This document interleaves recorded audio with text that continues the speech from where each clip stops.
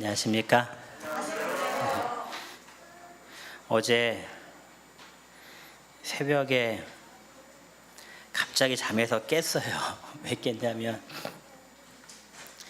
빗소리가 들리는데 그냥 일반적으로 그냥 내리는 비가 아니라 막 쏟아붓는 비가 내려서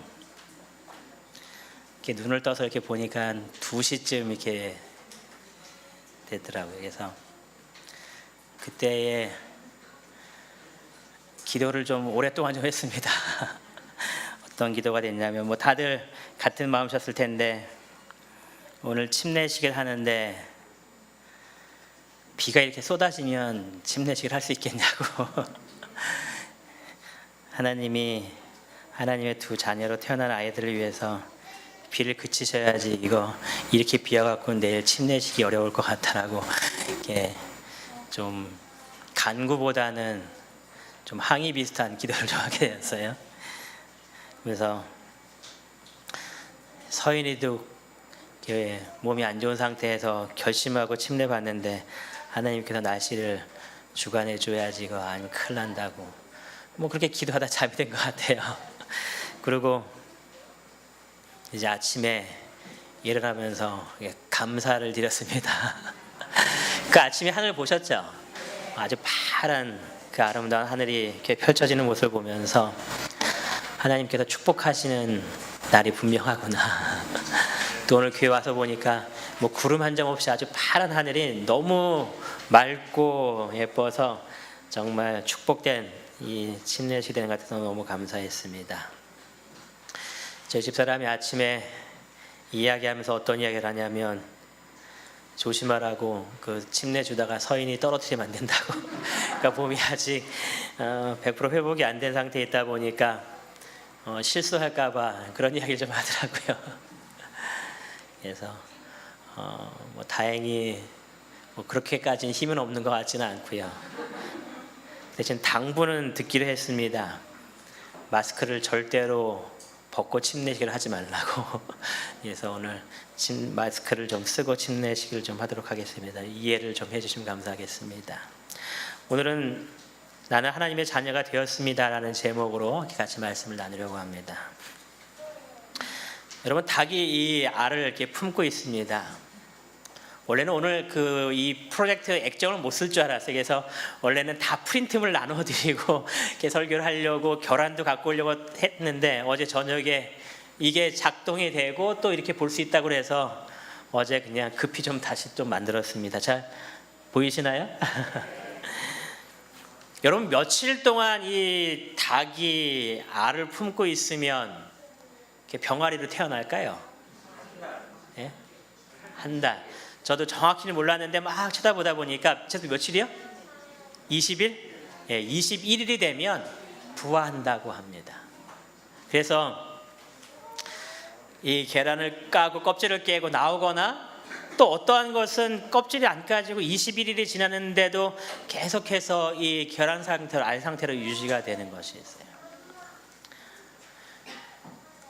이 둘의 차이점이 뭘까요? 왜 어떠한 것은 똑같은 환경 속에서 닭이 품고 있을 때에 21일이 지난 뒤에 병아리가 나왔고 왜 하나는 그대로 이렇게 알의 모습으로 끝까지 남아 있었을까요? 이 둘의 차이가 뭘까요? 그렇죠? 이 둘의 가장 큰 차이가 있습니다. 병아리로 태어난 것은 이게 뭐예요?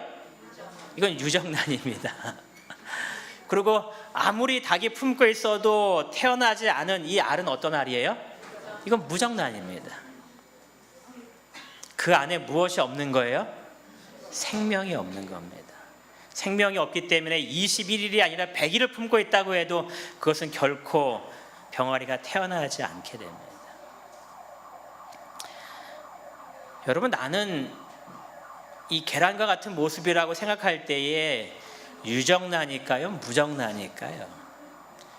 예수님께서 이 땅에 이렇게 재림하실 때에 나의 모습은 무덤을 깨고 나오는 그 생명을 지닌 그 모습의 사람의 모습으로 예수님의 재림의 날에 서 있겠습니까? 아니면 다른 모습으로 서 있겠습니까? 내 모습이 무정란이 되어서는 결코 안 되겠죠, 그렇죠? 우리가 다 유정란이 분명히 되어야 될 겁니다. 인류의 조상을 이렇게 찾기 위해서 이렇게 컴퓨터를 이렇게 쳐보면 일반적으로 나오는 설명이 이겁니다. 사모님, 제 가방 안에 프린트물인데 그건 아이들 나눠주시면 될 것 같아요. 제가 나눠준다고 깜빡했습니다. 이렇게 기록합니다. 약 600에서 700만 년 전 어느 때 인류의 조상이 아프리카에서 진화를 시작하였다라고 하면서 이제 설명이 시작됩니다. 아주 오래전에 아프리카 대륙으로부터 해갖고 이게 인류가 시작되었다는 겁니다. 그러면서 그 조상들에 대한 사진이 나오는데 그 사진은 바로 이러한 사진입니다. 다들 보시는 사진이죠. 그리고 이렇게 설명합니다. 그들은 침팬지, 고릴라의 조상들과 마찬가지로 많은 시간을 나무 위에서 보냈지만 때로는 땅 위에서 쉽게 두 발로 걸을 수 있었다 하면서 이제 걸어 다닐 수 있는, 인간으로 취급할 수 있는 직립보행이 이제 시작되었다라고 설명을 합니다. 그러면서 이들에 대해서 뭐라고 더 설명하고 있냐면, 최초의 인류는 아프리카의 넓은 대지를 터전으로 하여 이렇게 걷기 시작하는 일들이 일어났는데, 그 이유는 기후 변동으로 삶의 터전인 숲이 초원으로 변하기 시작했기 때문에 먹을 것이 부족했다는 겁니다.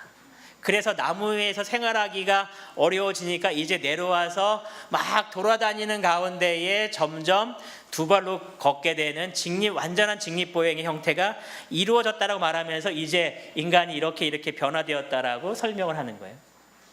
좀 깨끗하게 안 보이긴 하네요. 그러면서 이제 모습이 점점 사람의 모습처럼 이제 변해가는 겁니다. 이 끝에 모습 보면, 얼굴 보면 이젠 좀 사람다워진 것 같은 모습이 나타납니다. 그리고 시간이 더 지나면 이제 몸에 있던 털도 어느 정도 다 빠지고 점점 얼굴의 모습도 사람의 얼굴처럼 돼가면서 이게 이제 사람의 모습으로 이게 변해가는 완전한 사람의 모습이다라고 이제 가르칩니다. 그래서 인류의 조상 기원을 찾으면 이렇다라고 이야기해요. 근데 이것은 세상적인 진화론자들에 대한 이야기고, 우리가 성경에서 말하는 인류의 조상은 누구를 이야기할까요? 그렇죠, 아담을 이야기합니다. 우리 인류의 조상은 아담이다라고 말합니다. 그래서 우리 모두를 다 아담의 후손들이다라고 이야기를 합니다. 근데 성경에 보면 마지막 아담이 있다라고 이야기합니다.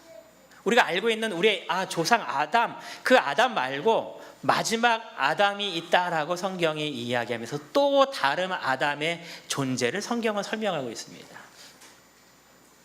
근데 이 성경 말씀을 잘못 이해한 안상욱 씨는 자신이 이 마지막 아담이라고 이야기를 해요.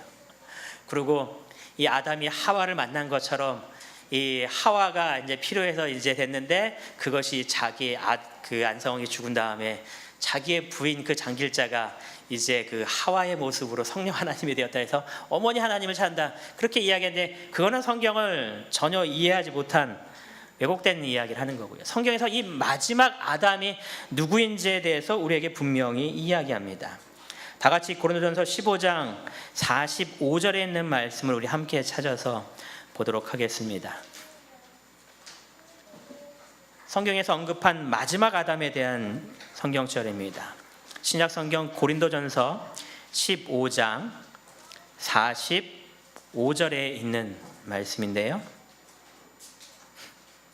우리 말씀을 찾아서 같이 읽겠습니다. 찾았으면 우리 기록된 바 같이 읽겠습니다. 시작.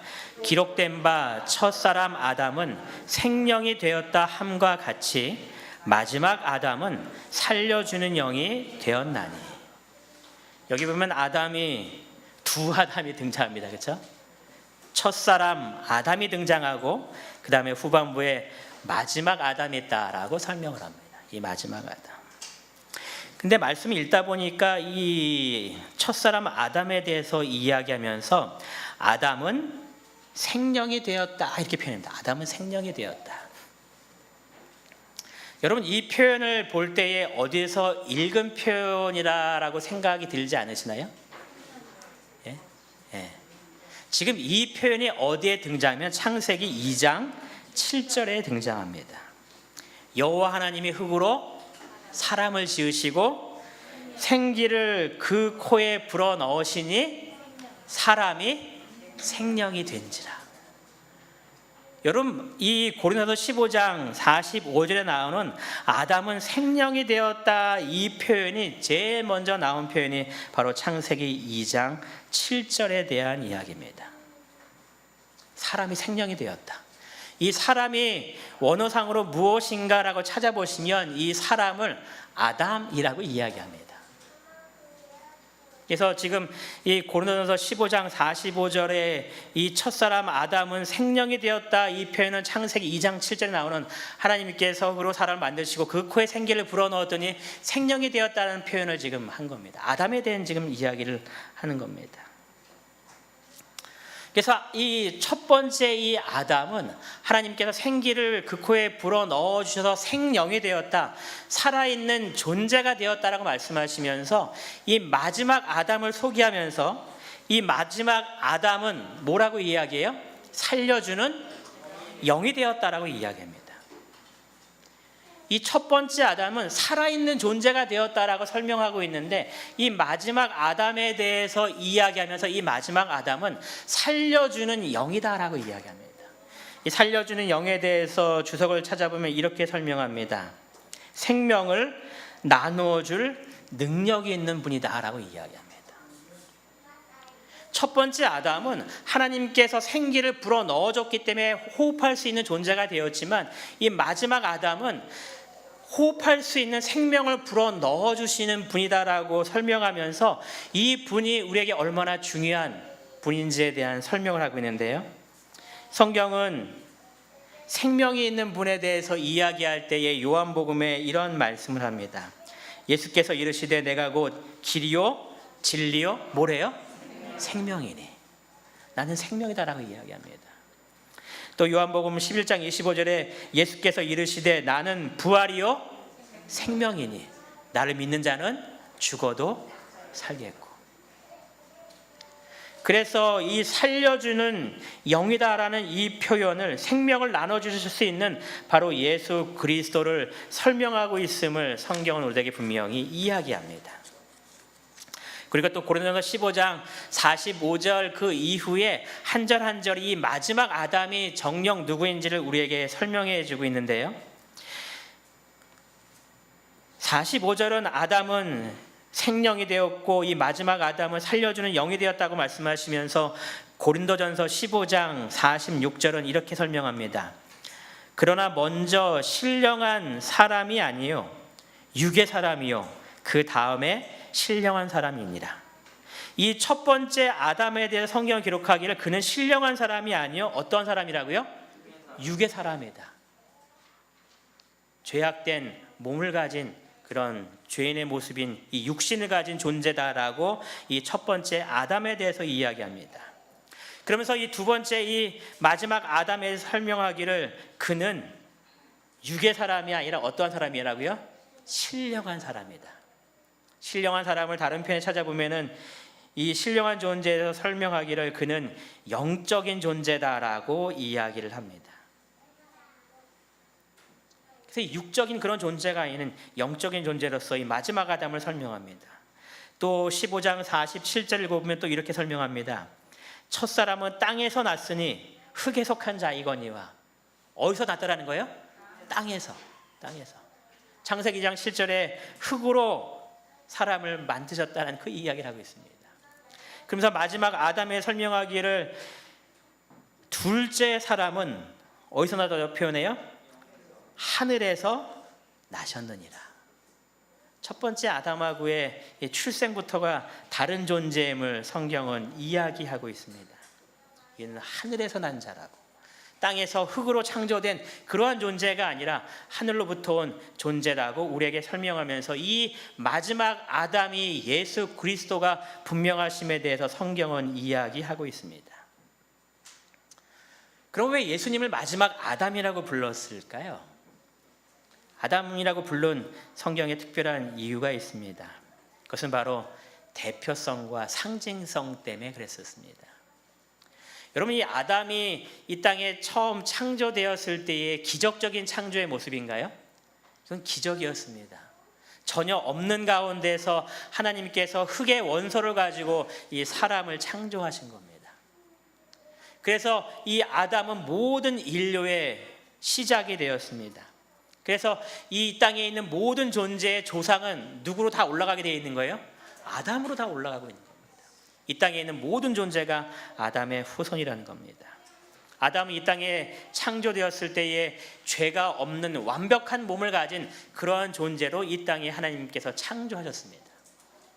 마찬가지로 마지막 아담도 이 아담의 모습과 동일한 상징성을 갖는데, 이 아담의 모습처럼 예수 그리스도께서 이 땅에 태어나실 때도 죄가 전혀 없는 완전한 의인의 모습으로 이 땅에 탄생하신다라는 이야기입니다. 그래서 예수님께서 이 땅에 탄생하실 때 성경은 말하기를 마리아에게서 태어났는데, 마리아가 남자를 알기 전에 성령으로 말미암아 잉태되었다라고 말합니다. 즉 이 땅에 탄생하신 예수님은 첫째 아담의 후손이 아닌 겁니다. 첫째 아담의 후손이 아닙니다.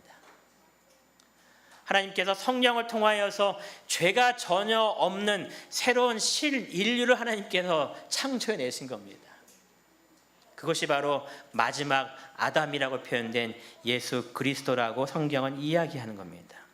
그래서 이 땅에 있는 모든 사람이 아담의 자손으로서 죄인이 된 것처럼, 이 땅에 있는 사람이 예수 그리스도를 영접할 때에 바로 예수 그리스도의 죄 없으신 같이 우리도 어떠한 존재가 되었다고 설명하는 거예요? 죄 없는 의인의 존재의 모습으로 우리가 변화되었다라고 성경이 이야기하기 위해서 예수님을 마지막 아담이라고 우리에게 소개하고 있습니다. 로마서 5장 12절에 성경은 이렇게 이야기합니다. 한 사람으로 말미암아 죄가 세상에 들어왔다. 뭘 얘기하는 거예요? 아담이 선악과를 먹는 장면을 이야기하는 겁니다. 그러면 성경에 말하기를 한 사람으로 말미암아 죄가 세상에 들어오고 죄로 말미암아 사망에 들어왔나니, 이와 같이 어떠한 사람이요? 모든 사람이. 아담의 대표성입니다.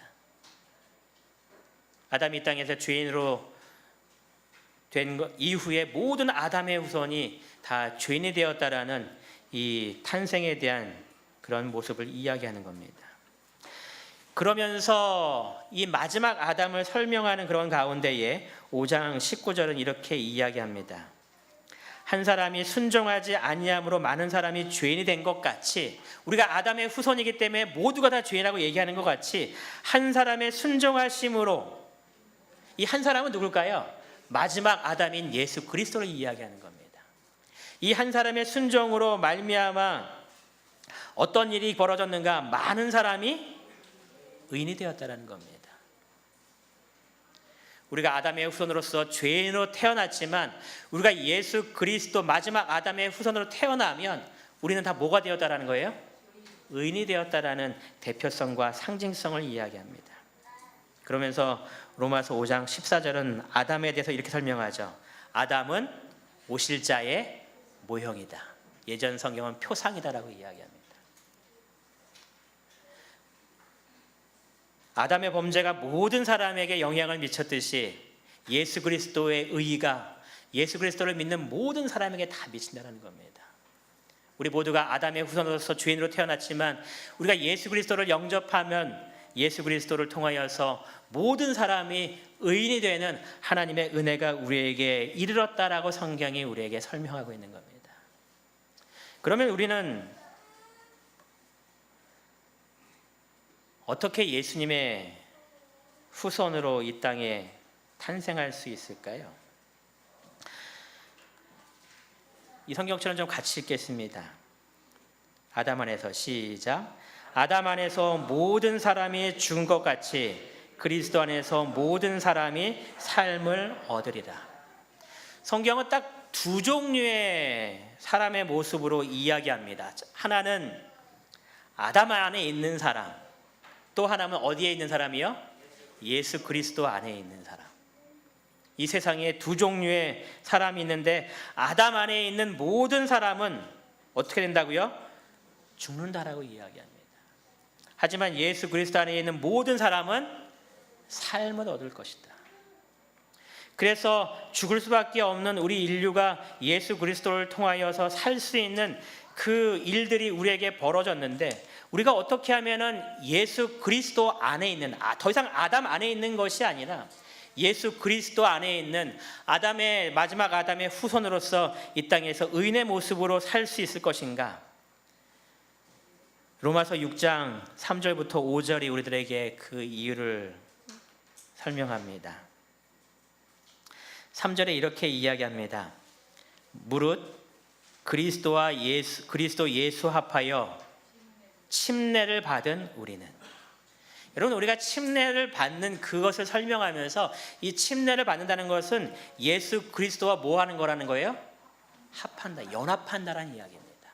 우리가 하나님의 모든 뜻에 이제 따라가는 그런 존재 모습으로 그리스도를 바라보겠다라는 그런 뜻입니다.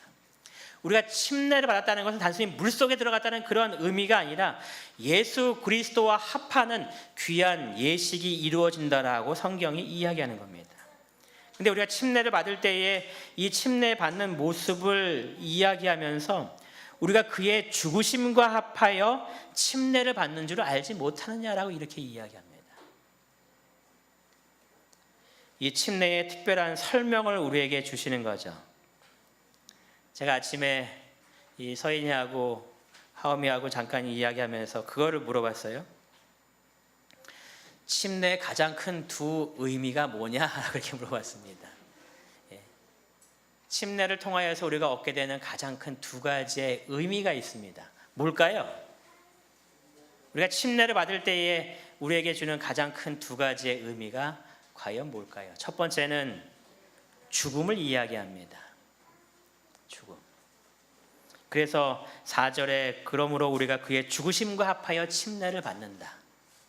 우리가 물속에 들어갔을 때에 예수 그리스도께서 이 땅에 장사되었던 것과 마찬가지로 내가 뭐 한다라는 거예요? 내가 죽는다라는 겁니다. 누구의 후손으로서 죽는 걸까요? 아담의 후손으로서 죽는 겁니다. 죄의 삭슨 사망이라고 말씀하셨는데 예수 그리스도께서 그 사망을 당하셨기 때문에 그 사망이 나의 것인 것처럼 내가 물속에 들어갈 때에 이루어지는 그것이 바로 침례의 첫 번째 큰 의미다라고 이야기합니다. 그래서 내가 물속에 들어갈 때 이제 아담의 후손으로서는 내가 다 죽은 겁니다. 그리고 두 번째의 큰 의미는 뭐예요? 바로 부활입니다. 부활. 물속에서 이제 나오는 겁니다. 죽음에서 이제 나오는 그 모습을 이야기하면서 4절에 이렇게 이야기합니다. 그러므로 우리가 그의 죽으심과 합하여 침례를 받음으로 그와 함께 장사되었나니 이는 아버지의 영광으로 말미암아 그리스도를 죽은 자 가운데서 살리심과 같이 우리로 또한 새 생명 가운데서 행하게 하려 함이라. 우리가 물속에서 나왔을 때에 이것을 부활의 의미로 설명하시면서 예수 그리스도의 후손으로서 이 땅에 다시 살게 되었기 때문에 우리가 살아갈 때에 어떠한 가운데 살게 된다고요? 새 생명 가운데. 새 생명이라는 겁니다. 예수 그리스도의 삶과 같은 똑같은 그러한 삶의 모습으로서 우리가 성령을 따라서 살게 되는 하나님의 뜻에 합당한 삶을 살아가는 그리스도인의 모습으로서 이 땅에 살 수 있도록 하나님의 은혜가 우리에게 임한다라고 이야기를 하고 있습니다. 우리가 이 침례를 통하여서 이제 마지막 아담의 후손으로 태어나게 되는 겁니다. 예수님 안에서 마지막 아담의 후손으로 태어났기 때문에 이제 그 사람의 삶은 새 생명 가운데 살게 되는 놀라운 하나님의 은혜 가운데 살아갈 수 있게 되었다라고 이야기합니다.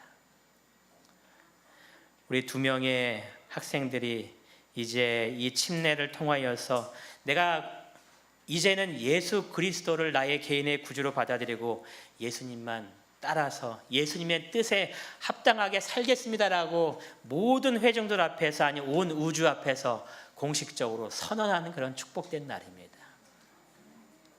이 2명이 이제 하나님의 자녀로 태어나는, 그래서 교회 증언 6권에는 이렇게 설명합니다. 침례는 가장 엄숙하게 세상을 버리는 일이다. 이 세상을 버리는 일이다. 이제 다른 하나의 그리스도인의 모습으로서 이 땅에 주님의 아들로서 딸로서 이제 살아가게 되는 겁니다. 성경은 우리가 하나님의 아들이 되는 것에 대해서 이렇게 설명합니다. 우리 같이 한번 읽겠습니다. 너희가 시작. 너희가 다 믿음으로 말미암아 그리스도 예수 안에서 하나님의 아들이 되었나니.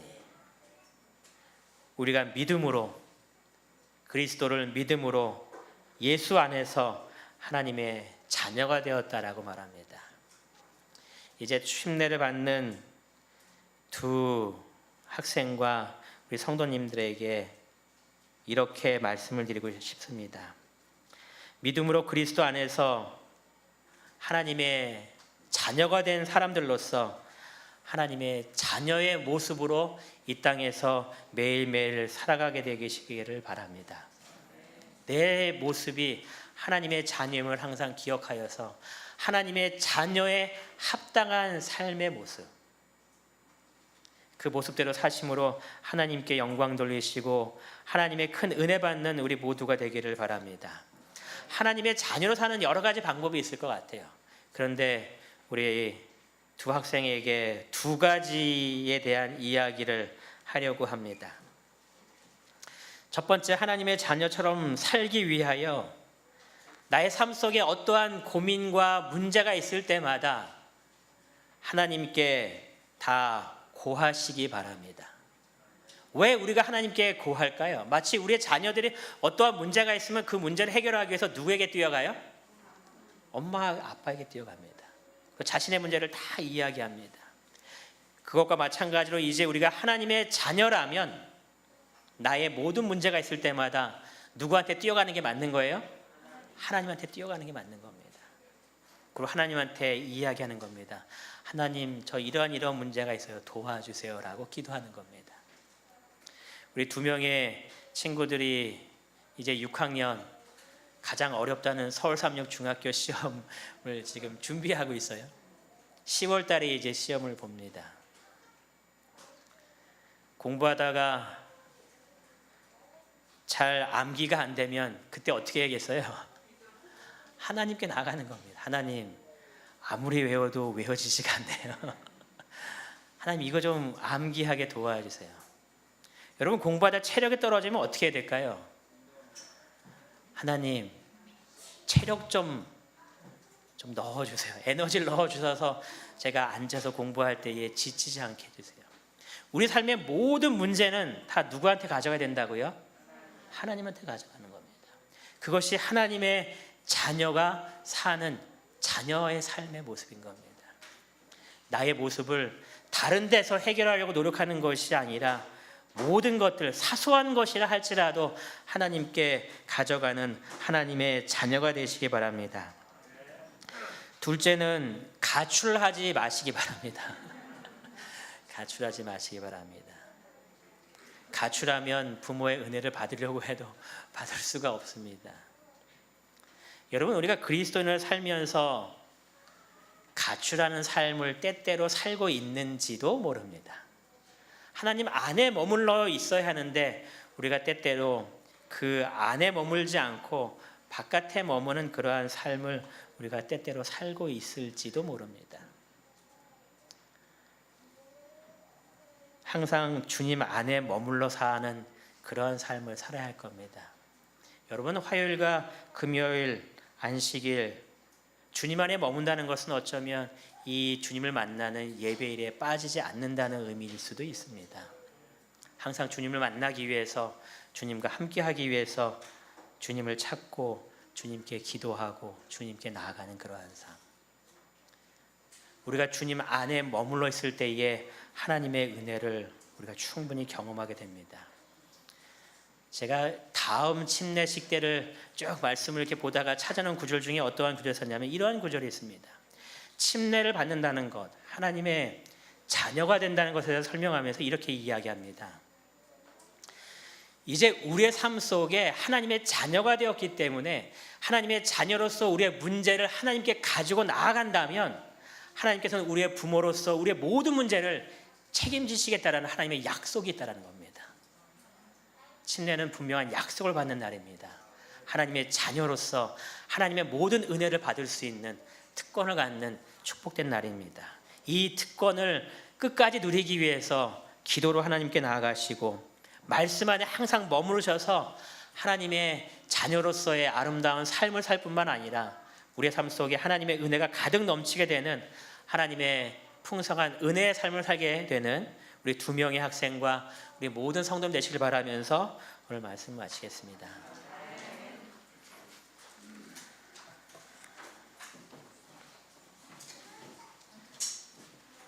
네, 말씀을 생각하시면서 마치는 찬미 365장 참여하겠습니다.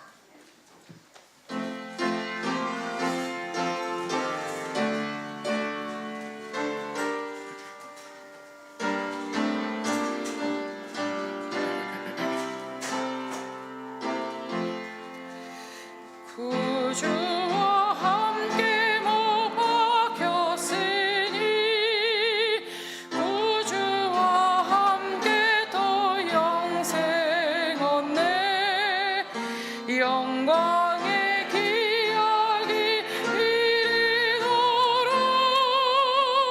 언제나 주만 바라봅니다. 언제나 날 사랑하시는 주, 언제나 새 생명 주시겠네. 영광의 기약이 이르도록 언제나 주만 바라봅니다.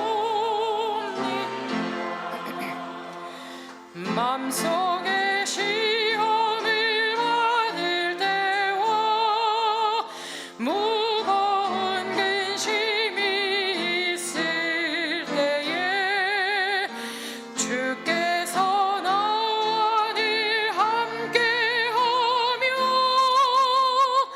언제나 나를 도와주시네. 언제나 날 사랑하시는 주, 언제나 새 생명 주시게. 영광의 기약이 이르도록 언제나 주만 바라봅니다. 비창한 눈물을 흘릴 때와 애통한 마음으로 단식할 때 주께서 그때도 같이 하며 언제나 나를 생각하시네. 언제나 날 사랑하시는 주, 언제나 새 생명 주시겠. 영광의 기약이 이르도록 언제나 주만 바라봅니다. 내 몸에 연약함 하시는 주, 못 고칠 질병이 아주 없네.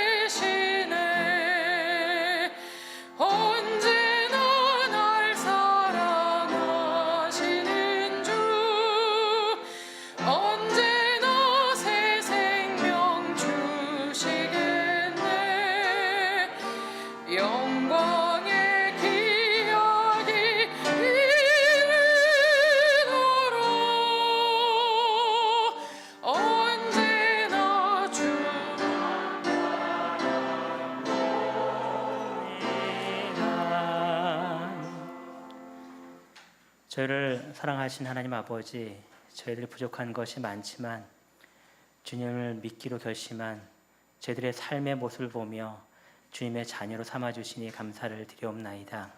지금 제가 이 땅에 살면서 주님의 자녀로서 사는 것이 얼마나 행복한 것인지를 더 많이 체험하기를 원합니다. 하나님께 기도할 때에, 말씀으로 하나님을 바라볼 때에 저희들의 삶 속에 하나님의 자녀로서의 큰 축복이 어떤 것인지를 깨닫도록 인도하여 주시어서 이 땅에서 주님의 자녀로서 항상 기뻐하며 감사하며 찬양하며 살아가는 우리 모두가 되도록 인도하여 주시옵소서. 특별히 오늘 침례받는 두 주님의 자녀에게 더 큰 은혜로 인도하여 주시어서 그들의 삶 속에 언제나 하나님을 찾을 때마다 하나님께서 그들에게 내려주시는 하늘의 무한한 은혜를 경험하게 인도하여 주시어서 어렸을 때 경험한 그 하나님의 놀라운 은혜와 사랑 속에서 더욱더 하나님께만 나아가는 모습으로 날마다 성장하여 주님께 영광 돌리는 주님의 두 자녀 될 수 있도록 인도하여 주시옵소서. 매일의 삶 속에 저희들이 하나님의 자녀로서 부족함이 없는지를 살펴보며 언제나 주님의 자녀로서 합당한 모습 속에서 살아갈 수 있도록 저희들에게 능력을 허락하여 주시기를 저희를 사랑하시는 예수님의 이름으로 기도드리옵나이다. 아멘.